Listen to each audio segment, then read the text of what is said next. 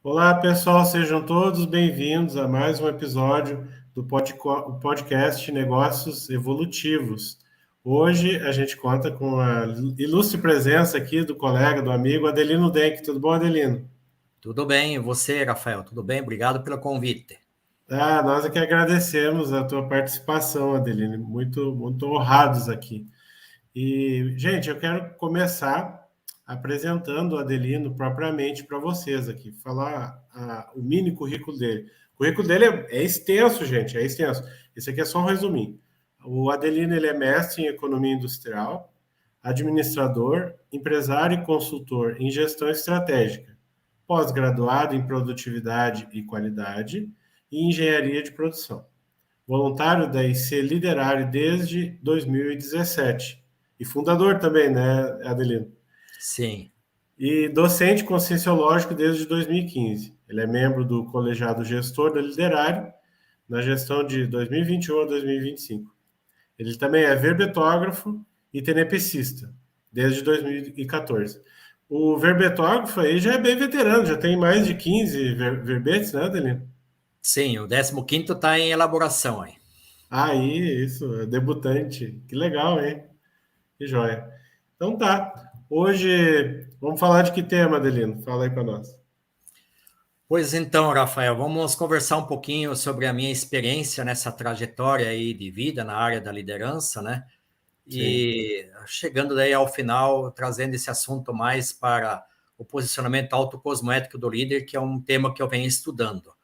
tá bom. Então, eu iniciei a minha carreira profissional, né, numa empresa de imóveis, né, fui menor aprendiz no Banco do Brasil, lá no início, na adolescência, né, depois eu trabalhei numa empresa de imóveis e de lá eu saí de auxiliar até a gerência, ligado diretamente à direção da empresa, era uma empresa familiar, né, e na Aham. sequência daí eu abri o meu próprio negócio aos 30 anos, que é uma empresa no ramo da assessoria empresarial, na área de planejamento estratégico, na área de custos, na área da qualidade. Trabalhei muito com processos da qualidade na década de 90.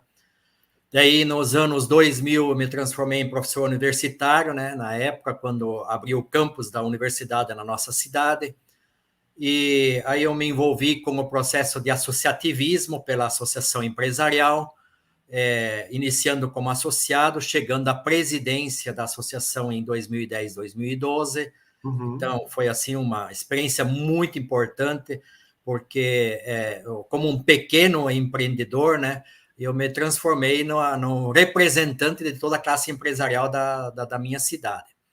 E Legal. aí, logo em seguida, também teve o desafio da incubadora tecnológica, né, que é a Fundação FETEP, a Fundação de Ensino, Tecnologia e Pesquisa, que também eu entrei nessa movimentação regional aqui para a implementação da incubadora tecnológica, do Centro de Inovação, ligado com a parte empresarial. E aí, nesse momento, Rafael, que eu me aproximei bastante do poder público, né? Porque aí precisava articular pela associação empresarial, pela fundação, né? Nesse movimento pela inovação, Aham. articulações junto com a área pública. E aí toda essa movimentação fez com que agora na gestão de 2017 a 2020 o prefeito me convidasse para ser secretário de Desenvolvimento Econômico, contribuindo daí para o município de uma maneira mais abrangente, mais estratégica. Isso foi também um grande desafio, porque o acordo nosso foi eu não ter a ligação partidária, eu seria um secretário técnico, e isso foi mantido durante os 4 anos, de maneira imparcial, independente. E aí, dentro desse processo da gestão pública, Rafael, eu implementei o Cidade Empreendedora, trazendo toda uma visão de gestão de projetos, de uma gestão mais organizada, com uma visão, com uma missão, com uma visão de longo prazo, né, ultrapassando os 4 anos da gestão política, vamos dizer assim, trazendo essa visão um pouco mais técnica e mais estruturada. E, lógico, isso teve, assim, muitas dificuldades, né? E muitos gargalos, algumas questões a gente conseguiu avançar, em outras nem tanto. E, em paralelo a isso, continuei atuando como professor universitário, né? Comecei e iniciei na Conscienciologia em 2013, que também aí foi passo gigantesco para aprofundar as autorreflexões aí quanto a essa questão do posicionamento do líder, né, a autocosmoética, a questão da multidimensionalidade envolvida em todo esse processo. Sim. Nossa, Adelina, realmente, eu tô com o teu LinkedIn aberto aqui, tá? Eu estava estudando ele antes aqui, é uma ficha, quem tiver interesse, entra lá, Adelino Denk, bem extensa, assim, com uma experiência bem rica, e você tem, aí me corrija se eu estou errado, né? Essa primeira consultoria aí, você já tem há mais de 29 anos, e você tem mais alguns negócios ativos aqui também, né? É isso? Sim, na verdade, na consultoria, né, a gente trabalha com projetos nas empresas, né, personalizados, e o grande projeto agora é trazer uma visão da autogestão, né, essa experiência de o empreendedor, né, o dono da empresa, né, as empresas familiares especialmente, ter essa condição de qualificar, profissionalizar mais a sua gestão, né, porque mesmo que isso se aprenda na faculdade, tem muitos livros, tem muita teoria, né? Essa autorreflexão de como que nós nos posicionamos, como que nós fazemos o nosso processo da liderança ou da gestão, né? Faz muita diferença para evitarmos os conflitos, diminuirmos aí essas divergências que acabam acontecendo, especialmente em negócios familiares. Sim. Então, você deve ter passado por muitas empresas nessa trajetória aí de mais de 30 anos, né? E falado com muita gente, muitos executivos, muitos líderes também nos seus diversos âmbitos de atuação, no escopo dentro das empresas, à frente ou então dentro das equipes. E, e aí você provavelmente consegue falar para nós um pouco como é que se relaciona a cosmoética, assim como nós entendemos, a gente tem estudado aí no paradigma consciencial, com que as pessoas mais bem intencionadas, talvez dentro das organizações, estão tentando fazer para tornar o negócio que elas tocam, né, através da sua liderança, o melhor para todos. Que você pode comentar para a gente? Com certeza, Rafael, nessa trajetória toda aí, né, de 30 anos, nessa ligação com empresários, empreendedores, né, dá para escrever um livro aí das experiências vivenciadas, né, Sim.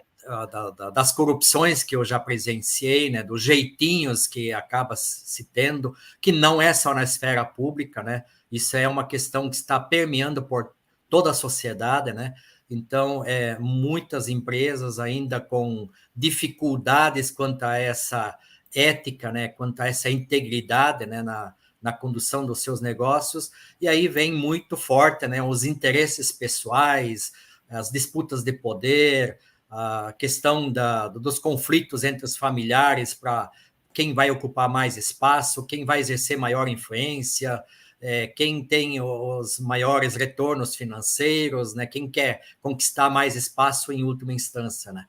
Então, isso nem sempre acaba acontecendo, né, de uma maneira coerente, né, com essa questão da ética, né. Então, as pessoas ainda, de forma geral, têm pouca consciência dessa questão multidimensional, né. Então, muitas vezes é a visão intrafísica, materialista, né, que daí está sempre à frente, né, e as pessoas, né, os empresários, né, os próprios gestores não pensam nessas consequências, né, que eles estão trazendo para o ambiente no qual eles trabalham, né, para a própria família na qual eles convivem e também multidimensionalmente falando, né, quer dizer, as companhias extrafísicas que estão ligadas naquele empreendimento, ligados naquela família, né. Então, tem toda uma repercussão que acaba acontecendo que nós precisamos aí se reposicionar, fazer algumas autorreciclagens. Eu acho que, assim, ativamente, talvez a maioria não vai atrás mesmo dessa informação aí, ou de como tratar das bioenergias, ou como é que são os fatos e parafatos, né? A multidimensionalidade, mas o pessoal intui de um jeito ou do outro, porque é muito comum entrar numa sala executiva e você vê o santinho para tudo que é lado, ou então um recipiente lá com sal, ou uma espada de São Jorge, ou então um altarzinho e tal. Quer dizer, o pessoal, na sua maneira, coloca, vamos dizer, símbolos, assim, ou uma energia para proteger aquele ambiente ali, né? Mas eu queria te perguntar, né? Se isso aí já é um indicativo assim, de uma tentativa de melhoria cosmoética ou não? É uma coisa mais, pode ser mais egóica ainda, eu quero proteger só o meu lado aqui. Isso está muito ligado ainda à questão mística, né? Então, muitas empresas, né, acabam seguindo um determinado ritual até, né? Como você falou, né?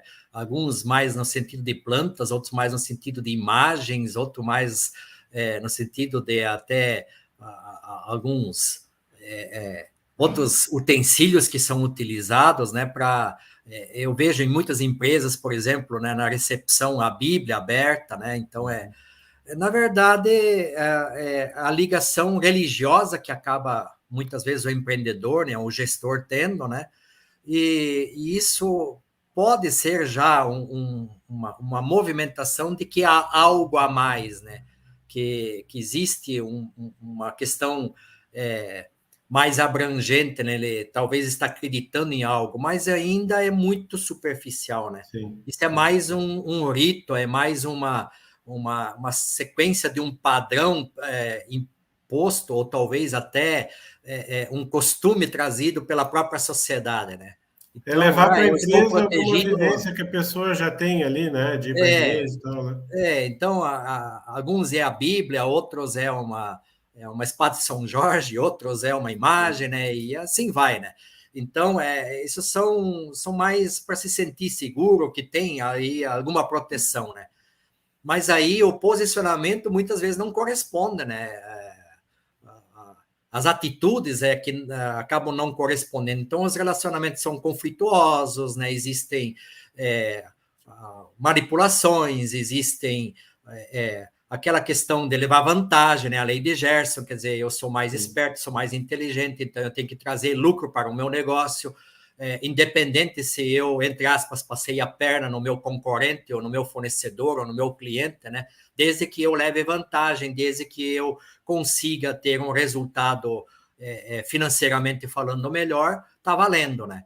Só que existe, por outro lado, também, Rafael, né? Eu já tenho contato também com empresários, empreendedores, que têm uma integridade, talvez não plena ainda, mas já tem uma preocupação, né, de um posicionamento coerente. Ainda ontem eu estive numa assembleia de uma cooperativa de associados aí, né, uma cooperativa de crédito, né, e estive em contato com um empresário que eu fiz consultoria lá há 20 anos atrás, quando eu estava iniciando a minha carreira de consultor, né? Uhum. E ontem nós estávamos justamente conversando sobre essa necessidade de expandirmos uma visão mais cooperativa, uma visão mais de associativismo, de trabalharmos coletivamente, de se juntarmos para um bem comum, mas no sentido positivo, de mais coerência, de princípios, de valores. É uma empresa que já busca algo que beneficie todos, eles não admitem beneficiar pequenos grupos, não há Legal. manipulações, não há jeitinhos, então há todo um esforço que a empresa faz nesse sentido, né, na área de supermercados, para que ela consiga transmitir uma imagem realmente de ética, de coerência, de negociações com lisura, né? Tanto com o mercado como também com os próprios colaboradores. Essa é Então, muito já bom, né? existem exemplos positivos aí que são referência para a sociedade. Esse é um alento. Agora, eu Sim. queria te perguntar o seguinte: dentro desse, que eu acho até às vezes anedótico, né? A questão do relacionamento familiar em alguns casos, né? Você lembra de algum caso, de exemplificar aí para a audiência, em que a cosmoética ela venceu, assim, conseguiram achar uma solução que fosse melhor para todos, dentro de um conflito de empresa familiar e todo mundo saiu, vamos dizer, numa relação ganha-ganha no final? Existem casos, mas eles ainda são minoria, né? Uhum.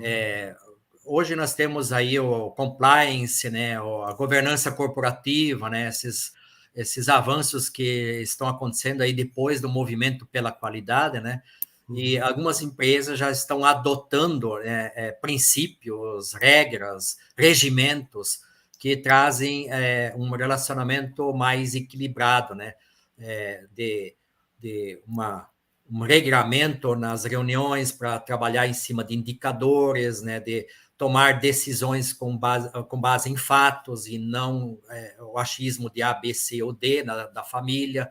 Então, já há um encaminhamento para essa direção.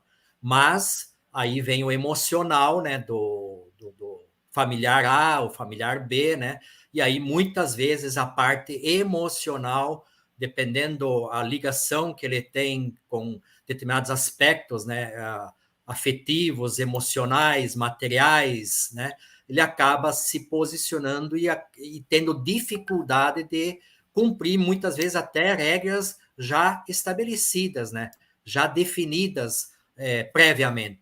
Então, muitas vezes já existem as regras, já existem os critérios que precisam ser observados, mas há uma dificuldade de cumpri-los em função de a pessoa ter essa dificuldade com o emocional, ainda tem alguns interesses, ainda tem uma intencionalidade não declarada.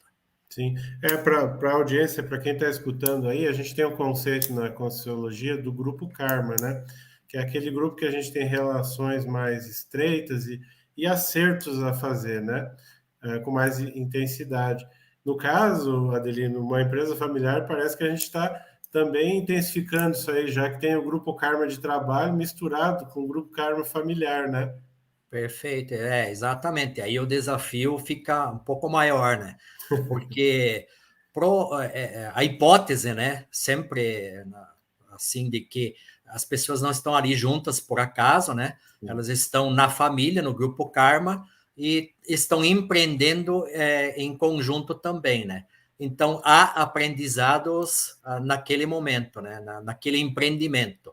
Então, todas as dificuldades, né? Todas as restaurações que muitas vezes precisam acontecer, né? Os apoios, as assistências que precisam ser feitas, tanto entre os membros da própria família, como também da família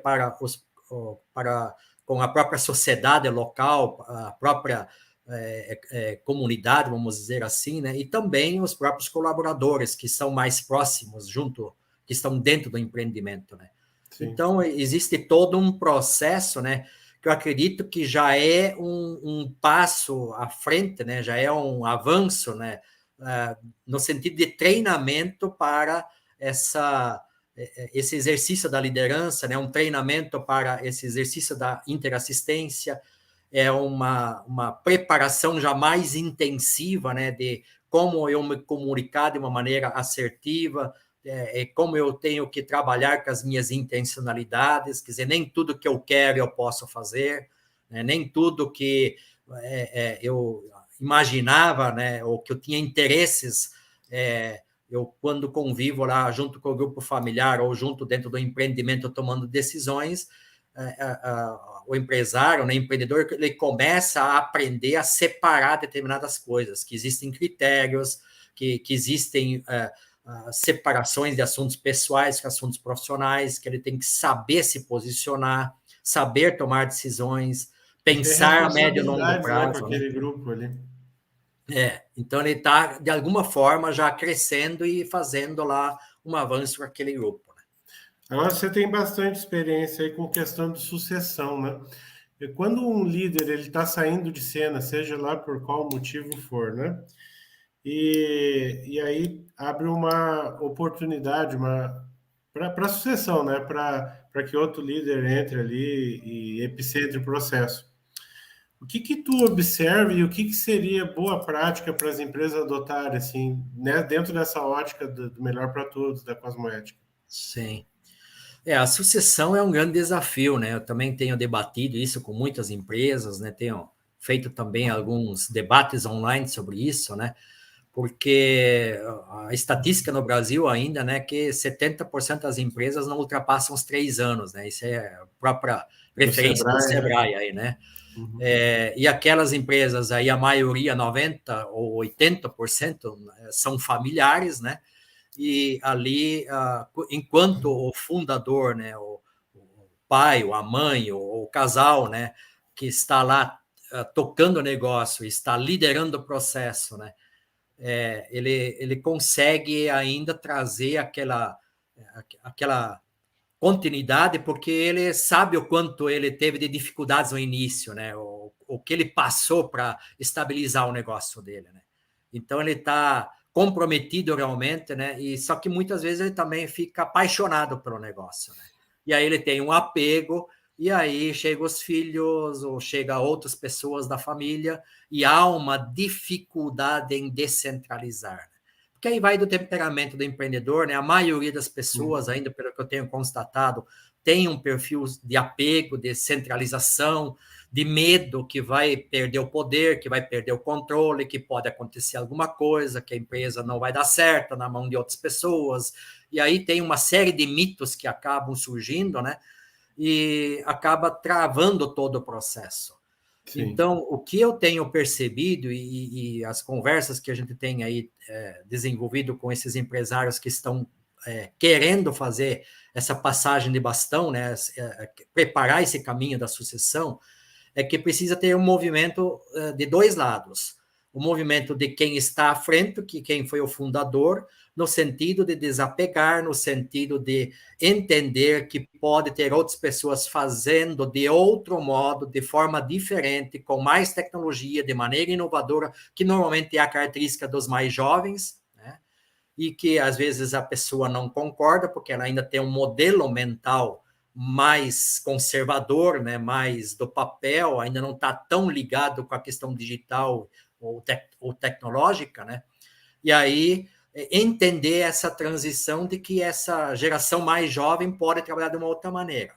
Mas, por outro lado, essa juventude, né, os filhos ou outros membros da família que estão chegando, que normalmente são mais jovens, também entenderem que precisam se dedicar ao negócio, ter um comprometimento para entender do dia a dia, se envolvendo nas diversas áreas e não querendo sentar na cadeira do pai ou da mãe ou de quem fundou a empresa e achar que dali já vai administrando e já vai tocando o negócio.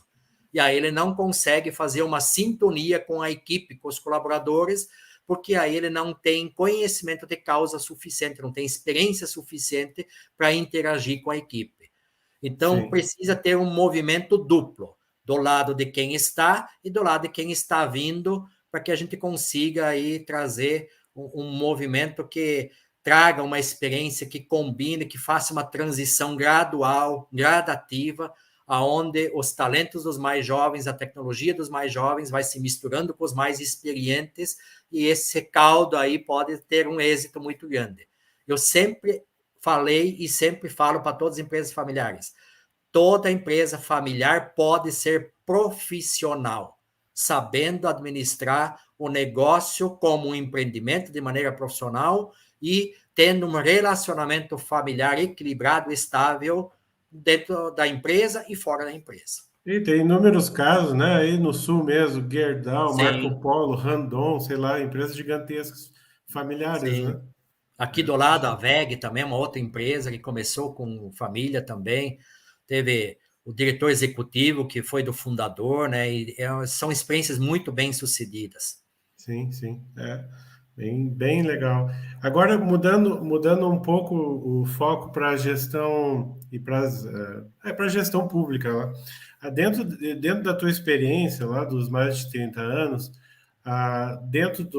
fora essas instituições que você trabalhou como voluntário, né?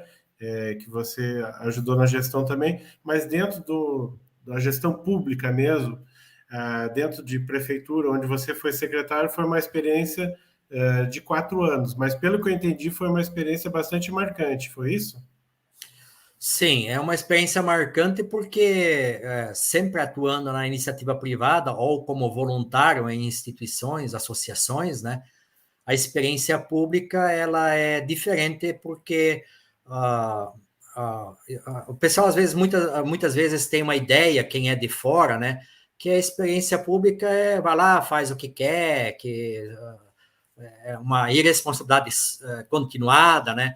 Então, não é bem assim também. Existem profissionais de carreira que são comprometidos, que têm um conhecimento técnico, e os critérios da gestão pública são diferentes porque o servidor público ele só pode fazer as coisas com base na lei. Então, ele não pode agir fora da lei, fora das leis municipais, estaduais e federais, porque ele está sujeito a punições, está sujeito a uma série de penalidades, né? E aí, para o cidadão comum, isso parece burocracia, má vontade de fazer, mas muitas vezes tem um processo mais burocrático, um pouco mais lento, porque precisa ter a segurança de que está se agindo dentro da lei. Muitas vezes as pessoas também acabam desrespeitando, porque, novamente, existe a estabilidade, né? Daí a pessoa tende a se acomodar, e, por outro lado, existem profissionais que também trabalham de maneira anticosmoética, atendendo interesses políticos, atendendo interesses de grupos, atendendo interesses corporativistas dentro do próprio meio, né? E isso acaba atrapalhando muito, né? Então, na vida profissional, nas empresas, Rafael, já teve um movimento lá desde a década de 90 com a qualidade, agora mais com a governança, né, de profissionalização, de regramento, para profissionalizar um pouco mais os negócios. Eu percebo que agora isso está chegando na gestão pública. Atrasado, né, já deveríamos estar também bem atualizados e avançados nesse processo, mas eu percebo agora os gestores públicos, né, os prefeitos, secretários, cada vez mais preocupados em fazer uma gestão mais técnica, né, mais baseada em princípios, em diretrizes que ultrapassem os 4 anos da gestão, né, que normalmente daí é uma manobra política, né, todo político ele quer saber de fazer uma movimentação para ter repercussão eleitoral, né, para ele conseguir se reeleger, e aí ele acaba deixando de lado o que é o técnico, o que é o correto. Sim. Mas cada vez mais, né, Brasília está sinalizando para atender consórcios de municípios, para atender prefeitos que realmente têm um projeto muito bem estruturado, muito bem elaborado. Então, já existe uma movimentação para amarar um pouco melhor isso e não ter mais tanto espaço para corrupções, falcatruas, manipulações. Mas, sim, como nós temos um temperamento brasileiro do jeitinho, né, o pessoal vira e mexe, né, mesmo com todo o regramento, com todas as leis que nós temos ainda essa cultura do jeitinho que vira e mexe, o pessoal dá uma desviada e acaba fazendo a coisa de uma maneira não tão correta, né? Aí a gente vê na televisão e vê aí todo dia, né, a quantidade, sim, de corrupções, a quantidade de problemas que nós ainda temos, porque as pessoas, em vez de pensarem na comunidade, de realmente estarem a serviço da comunidade, que é isso que o servidor devia de fazer, ele muitas vezes está a serviço de alguém, né? Serviço dele mesmo do bolso. Mas, Adelino, deixa eu te perguntar, tu teve lá dentro, né? Porque você foi secretário, e secretário é um cargo de confiança, nomeado pelo prefeito, né? Sim. E agora me diga assim, mesmo porque a gente sabe, burocracia ainda é muito, entrava muitos processos, está sujeito às leis para fazer tudo certinho, como você falou, mas assim, digamos que dentro desse cenário, né, é possível o executivo ele operar de forma cosmoética e mesmo assim ser eficiente? Eu acredito nisso, Rafael. Eu não estou dizendo que isso seja uma regra, né? Eu tive a felicidade de fazer parte de uma gestão pública que não foi perfeita, teve problemas, teve situações que teve erros, teve situações aí que não foram assim tão éticas, né? Mas não foi de uma maneira generalizada. Nas reuniões de colegiado, eu fazia parte da reunião de colegiado junto com o prefeito, né? Então, e eu permaneci, porque isso foi uma negociação prévia minha com o prefeito. Uma condição era eu não ser partidário, não ter vínculo partidário, ter essa independência para fazer a gestão conforme critérios técnicos. E a segunda questão, quando tinha embates políticos, interesses, né, porque tem empresas que também queriam benefícios, e interesses e ligações políticas, então isso sempre acaba surgindo. Sim. Toda vez que eu conversava com o prefeito, qual é o procedimento, qual é a decisão, qual é a atitude? A resposta dele era: faça pelo correto. Então, isso me dava a segurança e a tranquilidade de dar continuidade à minha linha de trabalho. É lógico que desagradou algumas pessoas internas da própria gestão, principalmente alguns servidores, mas acostumado a alguns jeitinhos, algumas providências pelos bastidores, né? E eu fui lidando com isso porque me coloquei na condição até de pouco infiltrado, vamos chamar assim, conversando com o prefeito e sempre no sentido da transparência. Como eu contornava situações delicadas, vamos dizer assim, que tinha propostas indecentes. Eu alinhava com o prefeito e sempre eu dizia assim: se a pessoa está com boas intenções, não há dúvida ela sustentar isso na frente de outras pessoas ou na presença do prefeito. Se ela não conseguir sustentar, o prefeito me chame, a gente conversa em conjunto e nós aí vamos ver e vamos perceber quais são as reais intenções das pessoas. E isso fez com que a gente pudesse dar continuidade. Lógico, tinha momentos de pequenas frustrações, né? Porque você queria avançar com determinados projetos, aí tinha resistências, tinha contrafluxos, tinha burocracias, demorava mais do que a gente imaginava, mas tem que ter paciência e gradativamente eu sempre sinalizei dentro do grupo de eu faço pelo correto, isso aqui é possível atender, e o que não era possível atender, em função de alguma implicação legal ou de algum acompliciamento antiético, né, ou anticosmoético, simplesmente esse projeto não avançava. Sim, Acho que foi, vamos dizer assim, muito bom, possivelmente, mesmo essas crises aí com relação a outras pessoas que você se relacionou, deve ter provocado aí reflexões importantes, né? Adelino, com certeza.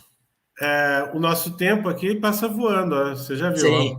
passou meia hora e a gente tinha muito mais assunto. Isso significa que você vai ter que voltar aí no podcast muito mais vezes. Se você quer fazer alguma consideração final dentro dessa temática aí do posicionamento autocosmoético do empreendedor e líder? Rafael, obrigado pelo convite. Fica à disposição para outros bate-papos para a gente continuar aprofundando a temática. Ela é realmente complexa, muito ampla, né? Porque está muito ligada ao nosso dia a dia, né? Às nossas convivências, porque todos nós atuamos vinculados a alguma instituição, trabalhamos para alguma empresa, né? E aí a minha sugestão aí é quanto mais a gente puder aprofundar no nosso código pessoal de cosmoética, né? Olhando para os nossos princípios e valores, a gente vai estar sempre contribuindo nos ambientes que a gente se manifesta para trazer um esclarecimento, que isso vai acabar reverberando de maneira positiva, repercutindo intrafisicamente e multidimensionalmente, mesmo que sejam pequenos exemplos, mas importantes para que a gente, aos poucos, vá fazendo essa transformação de uma sociedade que ainda está muito carente de princípios éticos e cosmoéticos. Muito obrigado, Adelino. Queria fazer aqui uns anúncios para o pessoal, convidar o pessoal a participar dia 21 de maio, agora de 2022, vai ter o curso Empreendedorismo Evolutivo, então se inscreva lá no nosso site www.liderare.org/empreendedorismo evolutivo. Vocês também estão convidados a acessar as nossas redes sociais, no @liderologia, no Face, Instagram e YouTube, e também assinem o nosso podcast, esse podcast aqui mesmo, tá? Você faz isso simplesmente indo lá no Spotify, por exemplo, ou então entre no www.liderare.org/negócios evolutivos. Gente, muito obrigado a todos e até a próxima. Tchau, tchau.